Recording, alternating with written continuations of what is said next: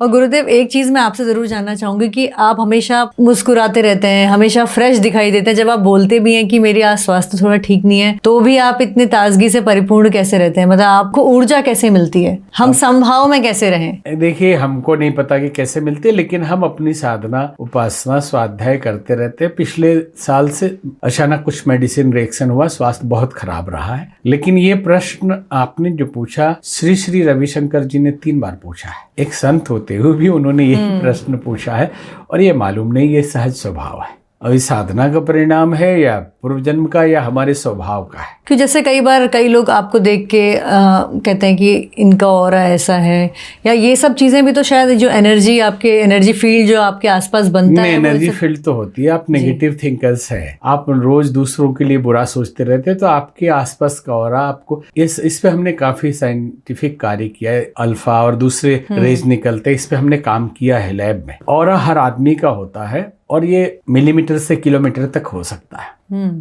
तो जितना आपका ऑरा का क्षेत्रफल होगा, उस फील्ड में आने वाले आपसे प्रभावित होंगे। सहज आपके पास बैठना अच्छा लगेगा लोगों को। ये ऑरा का और तपस्या में बड़ी शक्ति है। आप कोई भी उपासना करते हैं या भजन करते हैं या साधना करते हैं, तो आपका जीवन बोलता है। कई लोग कहते हैं हम तो 20 साल से कर रहे हैं, चिड़चिड़ापन बढ़ गया, टेंशन बढ़ गया, कुछ मिला नहीं। तो हम उनसे यही कहते हैं कि यात्रा अगर आप कर रहे हैं तो आप निश्चित कहीं ना कहीं पहुंचेंगे, और नहीं पहुंच रहे हैं तो आप नहीं चल रहे हैं। बोले नहीं, हम तो थक जाते हैं, पसीना आता है, लेकिन पहुंच नहीं रहे। तो जाके देखा हमने, तो वो कूद रहे थे एक ही जगह। चलेंगे अर्थात आप भजन किसी भी प्रकार से साधना कर रहे हैं, तो आपके मन में सात्विकता आएगी, आपके विचारों में सात्विकता आएगी, आपके आंखों से ऊर्जा निकलेगी, आपके वाणी से ऊर्जा निकलेगी, आपके चेहरे और आभा मंडल से ऊर्जा निकलेगी। ये साधना का प्रभाव होता है।